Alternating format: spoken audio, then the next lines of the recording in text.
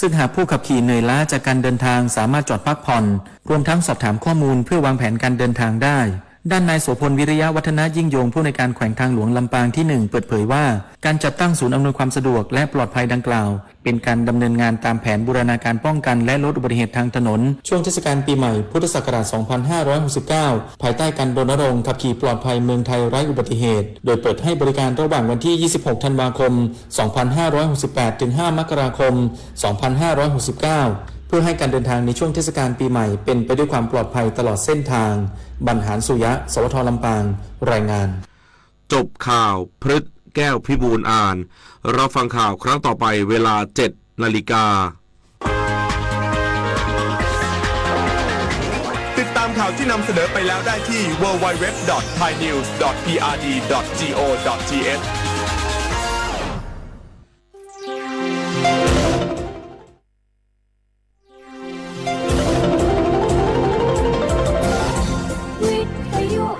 ประเทศไทยให้ความรู้คู่ความสุข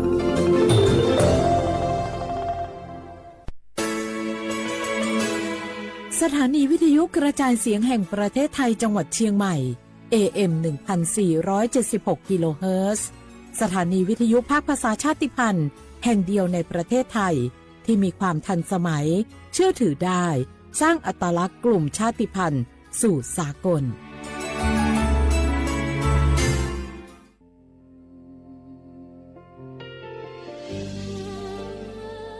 พระเสด็จสู่แดนสวงไทยทั้งปวงน้อมสำนึกในพระมหากรุณาธิคุณตราบนิรันดร์ข้าพระพุทธเจ้าข้าราชการและเจ้าหน้าที่สถานีวิทยุกระจายเสียงแห่งประเทศไทยจังหวัดเชียงใหม่กรมประชาสัมพันธ์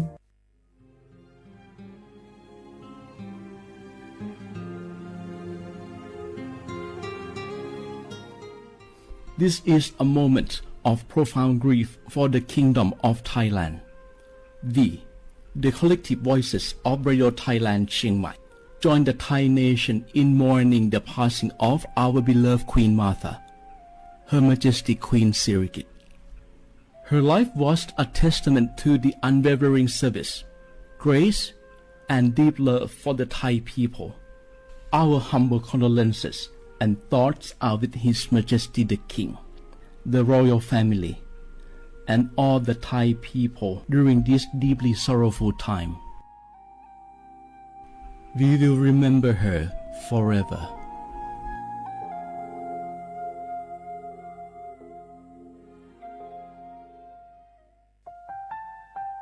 Wanu lisu shi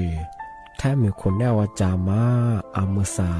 Nima aku tili sango Wanu watsuma aku Pfama Ku watu wama tili shikwali pudu Tami kunawa jama Wanu lisu shi zakhwazapu Ama he Taho lila tili Nima jaja Nima tili sajangoรากฐานสังคมไทยตั้งแต่อดีตจนถึงปัจจุบันเคารพเทิดทูนสถาบันพระมหากษัตริย์เป็นศูนย์รวมจิตใจที่เหนียวแน่นของคนไทย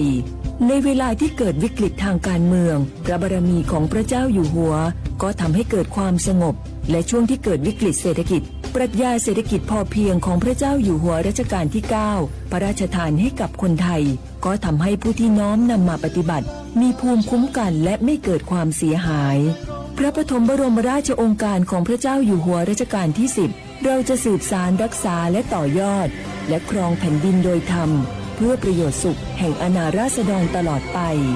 พระมหากษัตริย์ไทยทุกพระองค์ทรงห่วงใยราษฎร์เสมอ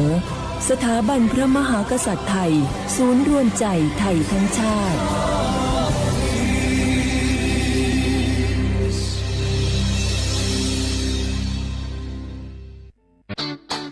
เจ็บป่วยเมื่อใดอย่าลืมบัตรประชาชนยื่นยืนยันตัวตนทุกครั้งที่ใช้สิทธิ์หลักประกันสุขภาพแห่งชาติหรือบัตรทอง30 บาทเพื่อความรวดเร็วถูกต้องและป้องกันการถูกสวมสิทธิ์เพียงเท่านี้ก็ใช้สิทธิรักษาได้แล้วสำหรับเด็กเล็กให้ใช้ใบเกิดคู่กับบัตรประชาชนของผู้ปกครองหลักประกันสุขภาพแห่งชาติบัตรทอง30 บาทสิทธิดูแลสุขภาพของคนไทย สอบถามเพิ่มเติมสายด่วนสปสช1330ตลอด24ชั่วโมงมะเร็งไตวายหลอดเลือดสมองสารพัดโรคค่าใช้จ่ายสูงสิทธิบัตรทองรักษาได้ตามมาตรฐานทางการแพทย์หลักประกันสุขภาพแห่งชาติหลักประกันสุขภาพของคนไทยทุกคนสอบถามเพิ่มเติมสายด่วนสปสช1330ตลอด24ชั่วโมง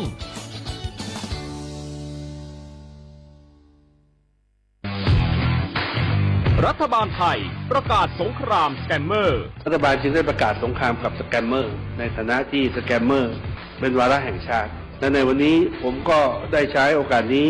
มารายงานความคืบหน้าและเน้นย้ำถึงสิ่งที่เราต้องร่วมกันทำต่อไปรัฐบาลได้จัดตั้งคณะกรรมการอำนวยการป้องกันและปราบปรามอาชญากรรมทางเทคโนโลยีขึ้นมาโดยมีผมเป็นประธานด้วยตนเองเพื่อให้ทุกหน่วยงานทำงานไปในทิศทางเดียวกันเราได้มีการลงนามบันทึกความเข้าใจระหว่าง 15 หน่วยงานหลักทั้งภาครัฐและภาคเอกชนตลอดจนสถาบันการเงินเพื่ออุดช่องโหว่ทางการเงินและตัดเส้นทางเงินของกระบวนการอาชญากรรมเหล่านี้ให้สิ้นซากรวมพลังคนไทยต้านภัยสแกมเมอร์นายอนุทินชาญวีรกูลนายกรัฐมนตรี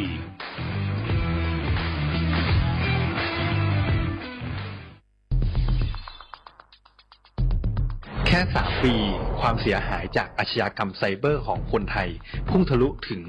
94,000 ล้านบาทหรือเฉลี่ยปีละ 30,000 ล้านบาททุก1ชั่วโมงเราเสียเงินกว่า 3.4 ล้านบาทให้กับมิจฉาชีพออนไลน์โจรไม่เห็นใจคนอาชีพไหนอายุเท่าไหร่สถานะทางการเงินแบบใดหมอพ่อค้านักธุรกิจนักเรียนแม่บ้านข้าราชการเกษียณทุกคนตกเป็นเหยื่อได้เสมอและวันหนึ่งอาจเป็นคุณหรือคนที่คุณรักเพราะจุดอ่อนร่วมของเหยื่อคือความเร่งรีบขาดสติหรือแม้แต่บางครั้งก็เกิดความโลภจนเกินไปอย่าปล่อยให้การกดคลิกเดียวลิงก์เดียวทำให้โจรยิ้มกว้างวันนี้ถึงเวลาแล้วที่คนไทยทุกคนจะต้องร่วมมือกันสร้างภูมิคุ้มกันอาชญากรรมไซเบอร์ช่วยกันหยุดก่อนที่ภัยไซเบอร์จะทำให้คนที่คุณรักและตัวคุณเองกลายเป็นเหยื่อ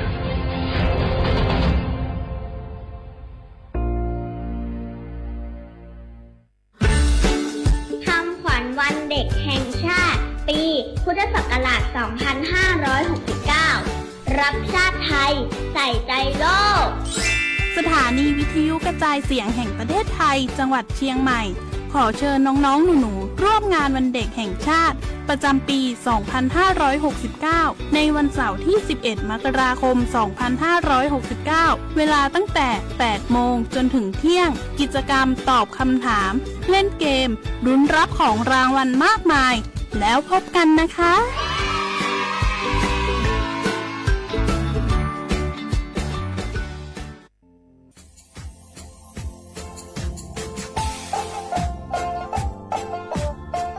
น่าถึงมาปีใหม่ซื้อจีนชมังโงมัญญาคณะรัฐมนตรีไงมีมติย่างกว่าอยู่หัวระมองเมื่อเหือนยากุลาซื้อหาหนีซื้อกุยังไง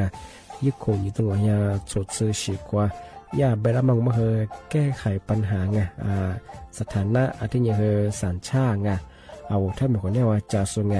อธิบายที่ยากกฎหมายถือว่าใบระมองเมื่อเหือไงมาตราที่17ไงแห่งพระราชบัญญัติคนเข้าเมืองไงพอสองงไม่อยากให้คนอยากให้หนีตัวญาหนีซึหนีกวางกันเทวถ้ามีคนได้ว่าดูแลโซอาทิตย์เฮมือซาจางงเป็นยังไงอาทิตย์ว่ามีทะเบียนประวัติเฮถูกต้องอยู่ไงอธิบายว่าสารว่ายื่นขอสถานะไงคนต่างด้าวเข้าเมืองโดยชอบด้วยกฎหมายที่ดียินหน้าบุรุษไงอาทิตย์ทยากฎหมายถือว่าบรรดามันเป็นไงมาตราที่7 ทวีไงแห่งพระราชบัญญัติไงสัญชาติยึดขวงงบไปเฮอพศยังไง2508ไงเอาถ้ามีคนได้ว่าเฮอตาสุงโงไม่ยังไงอาทิตย์เฮออาบามันก็จะเฮออามาไงเอาว่าอยู่ในทะเบียนประวัติบุคคลไงอธิบายว่าไม่มีสถานะทางทะเบียนมาจุบเฮอสามารถยื่นขอสัญชาติไทยที่กรุงเทพมหานครไงยื่นที่สำนักบริหารการทะเบียนกรมการปกครองไงอธิบายเราส่วนต่างจังหวัดจะสุบเฮอว่ายื่นต่อในอำเภอ ตานภูมิลำนางปีขวานนแล้วก็จะบอกว่าอำเภอยี่ที่ยื้อชองยื้อเวลางูมันยาว่าเวลาใช้กันยาขนาดถี่เนี่ยควานยีนอกวันยาสิงอันเดียบคือนี่มีกับพวกควานยีที่น่าเหียโชหา你这姑娘个一口你这我像所吃过火色我这里ยื้อชอง的嘛比嘛是就像我小话的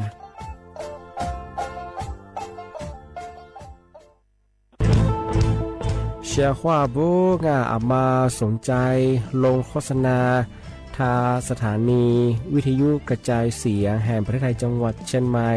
อาวสถานีวิทยุกันบัญญัติยี่เสียคือคือเสืออาทิเยยี่สัญญาณก็คือหัวยาคือยิบเป้งเที่ยวพื้นที่จังหวัดเชียงใหม่ยังอาทิปัญญาอามาสนใจลงโฆษณาช่องบัญญัติติดต่อที่สวทเชียงใหม่ยิบเบอร์โทรบัญญัติคือ053-276-0685อาทิเย0922468579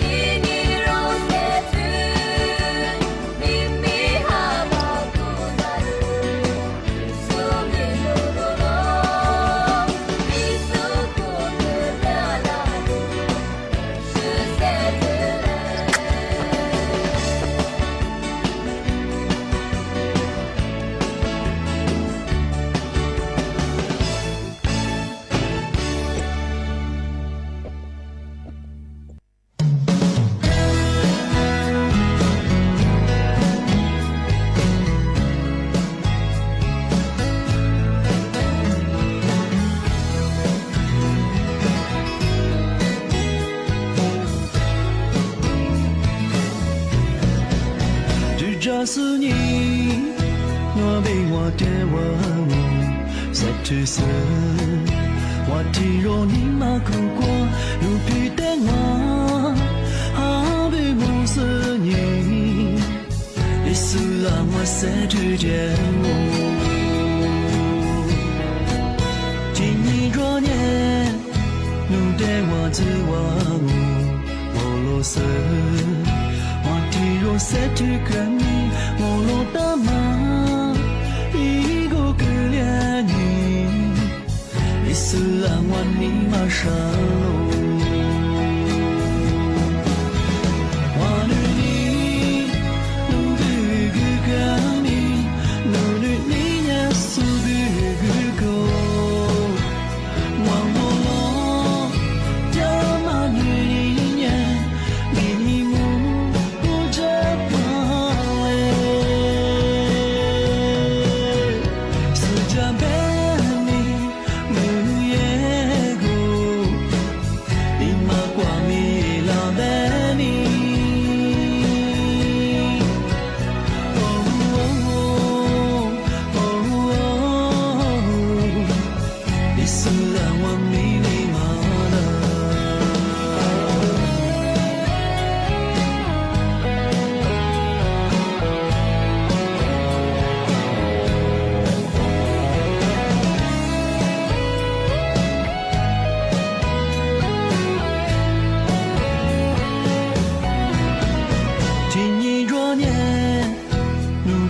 指望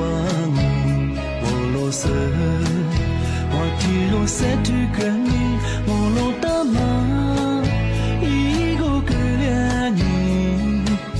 你是让我你马上路。我女你，努力个干你，努力你也是个个，我罗了。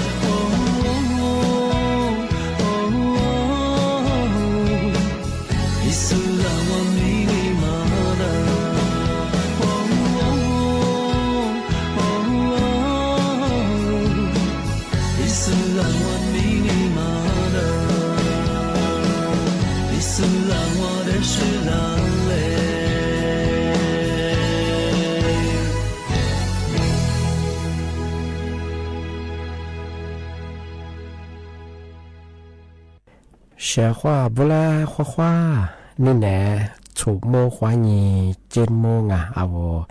李生我多次的话不啦我，啊我李生我ปากกากุง我ปัญญา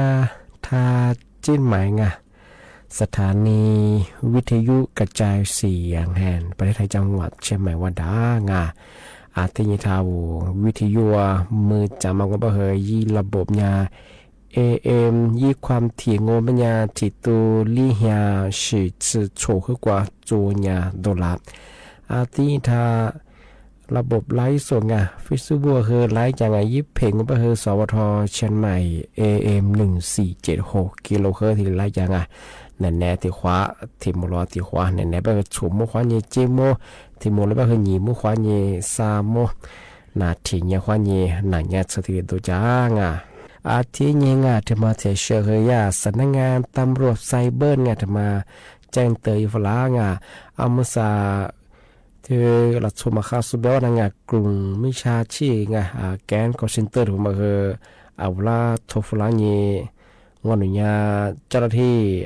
IOC ไงแบ่งยังไงเอามาสนุบัญชีมาถูดอายายด่างอ่อธิบายคือนงอนุกุญเนี่ยคือนยาบัญชีมาหมางานนี่นะที่เรียกปลดล็อกยีเป็นยี่ยี่เลขบัญชีเดียมายี่ข้อมูลเดียมารหัสธนาคารเดียมาคือที่จดลงกับช่องงาน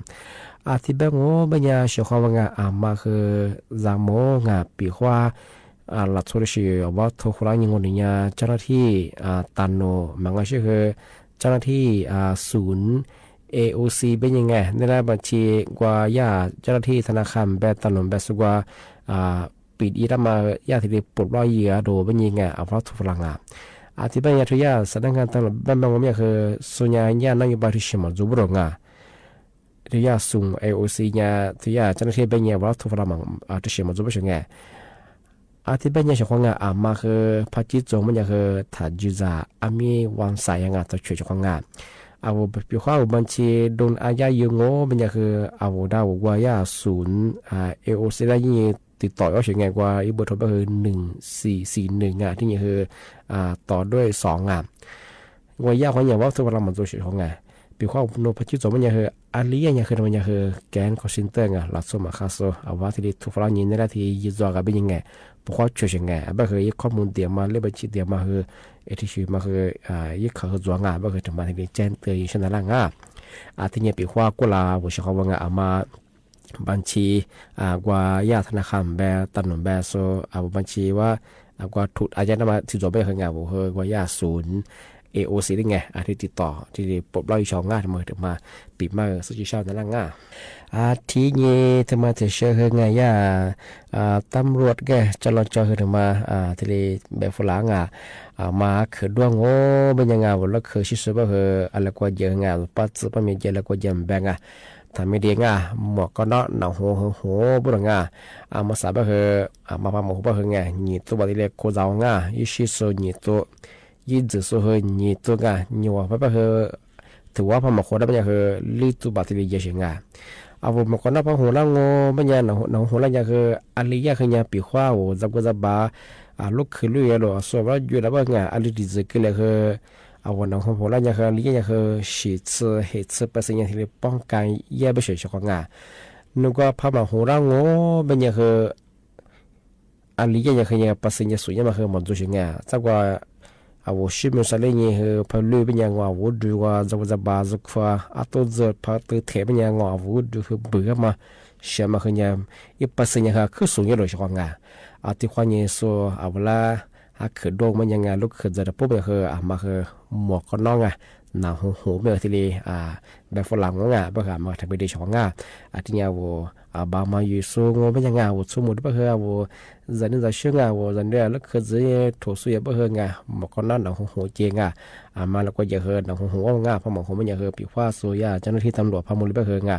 อายุที่เขาแบบคือตัดเตยอย่างเงี้ยจะหนีความรักแบบคือสุขโคจังที่เป็นยังช่วงคือเอายิ่งมาดูก็ตายิ่งทำไม่ดีว่าคือดวงมันยังคือแล้วคือเช่นยังหมวกก็นอนหนังหัวตลอดหัวเอาพอหูเรามันยังคือความปลอดภัยคือจัวเสียงที่ยังคือฟุตบอลคือมาโกงนูพอบอกหูเรามันยังหยิบตัวพักโคเจ้ามันยังปีขว้าหยัวก็คือลีตัวโยช่วงเอาแบบที่เนี่ยยังมาคือว่าฝึกก็คือใส่แห้งว่าใส่ลีเหี่ยงว่าจะนอนหมวกก็นอนมาพอหมวกหูเราแบบไว้ด่าเปียเถอะหยิบตัวลีตัวหยัวไปไงผู้บ่าวก็คือความสร้างมาคือผู้บ่าววัวที่ไม่ใช่ก็คือไงมาก็ได้คือโหแต่บางอย่างตโนจะเราจะที่แจ้งเตือนฝรั่งที่เป็นยังมาสัญญาคือมึงกว่าที่คว้าเงินดังถ้ามึงกว่านั้นก็ยังสุดปะคว้าที่คว้าจุดคว้าวัวเชื่อว่าถ้าอุทิศทนายจะสูงไล่ส่วนตีสุดแล้วคือข้อความง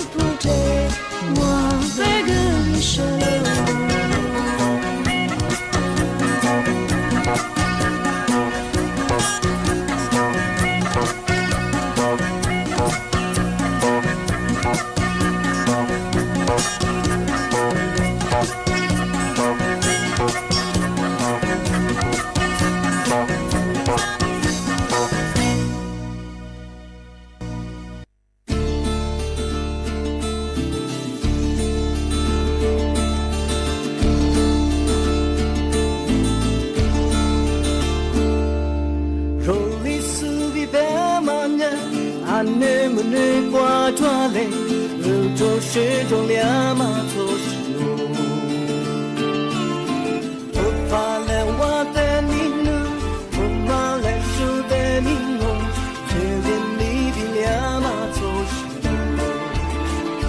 啊，他的条路，却怕不条路，你那条路谁家马蹄子？前路这大路，就是这条路，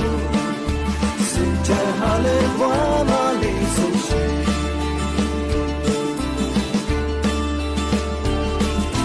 路里苏比的马呀，路我杀人去跨边，木拉的马头西路，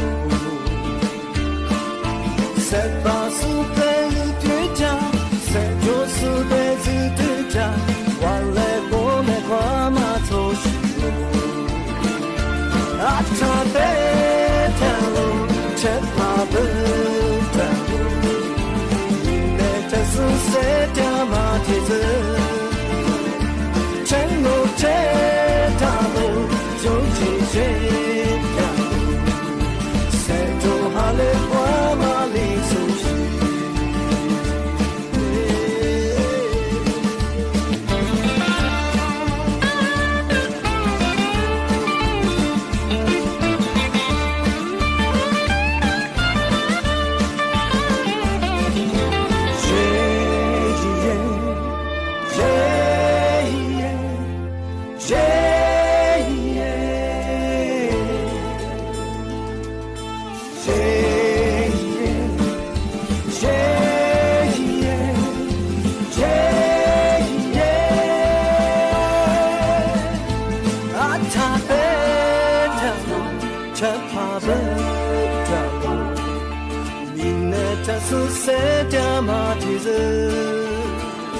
前路这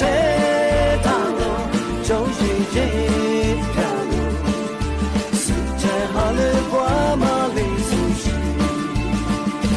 啊，他的条路，才怕不条路，你那这是谁家马蹄子？前路这条路，就是这条路。做好了花马里苏西，是最好的花马里苏。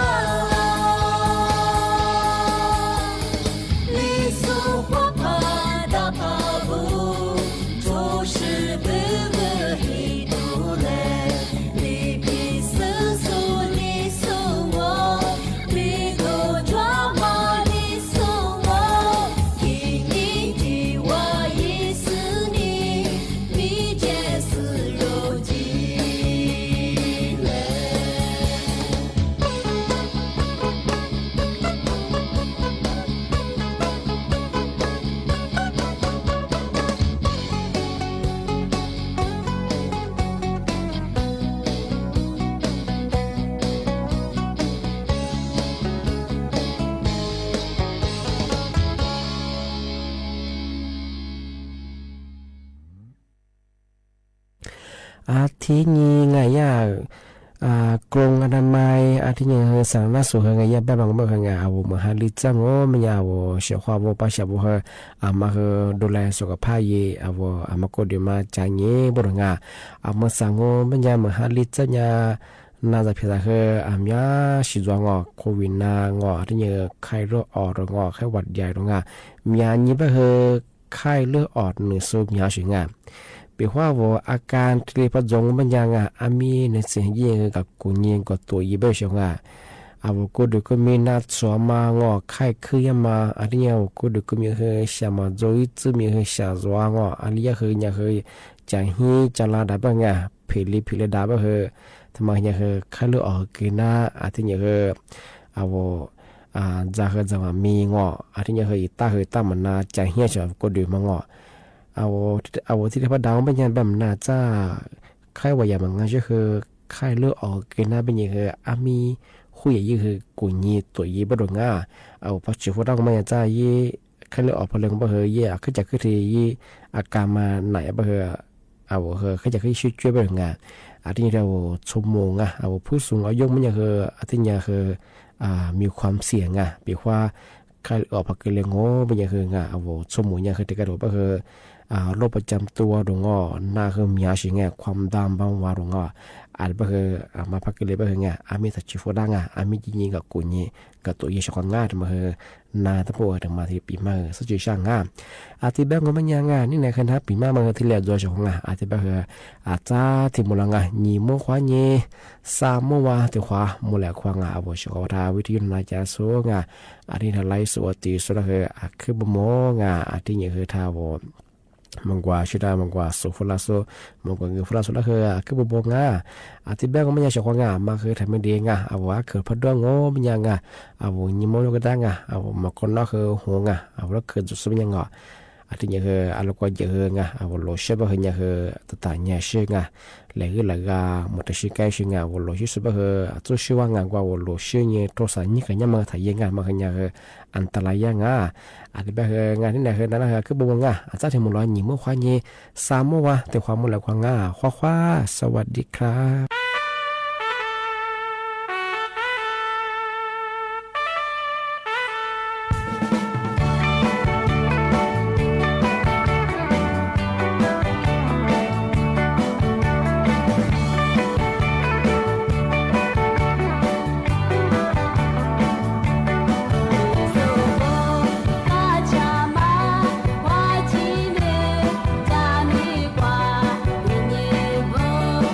ที่